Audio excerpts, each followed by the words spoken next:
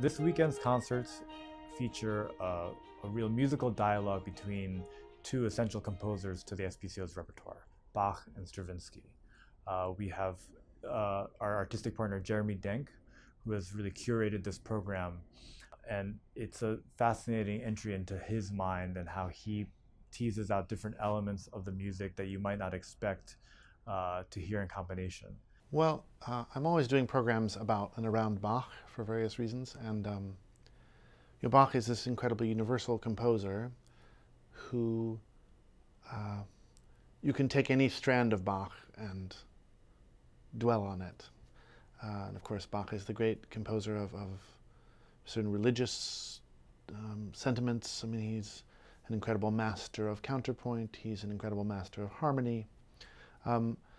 And I guess in this program there's a slight emphasis on Bach's relationship to rhythm, because one of the things, I don't know if you've ever heard the swingle singers, for example, sing Bach, or when I was growing up, my parents had an album called Switched on Bach.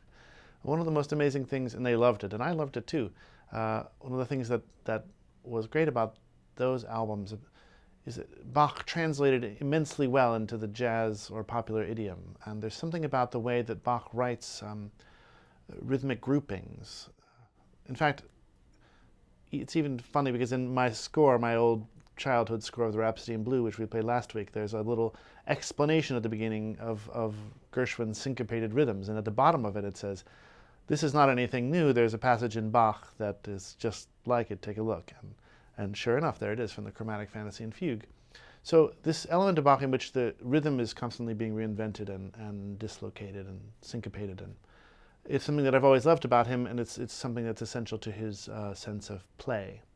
So that's what this program is kind of about. It's about two of my very favorite Bach concertos, and maybe especially the A major is so lovely, but the E major is one of the wildest and most audacious of Bach's concertos, and then interspersed with this ragtime notion, and with composers who are about the reinvention of rhythm, and particularly you could say that Wagner reinvented harmony for the 19th century, and Stravinsky reinvented rhythm for the 20th century. So the connection between Bach and Stravinsky is very strong, and a wonderful kind of dialogue across centuries. What I love about Jeremy Denk's piano playing is that he always brings out elements in the music that you don't expect to hear.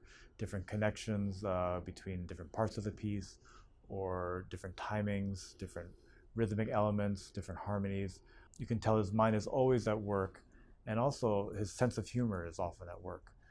And so rehearsing with him is always fun and a joy, and performing with him is always full of spontaneity.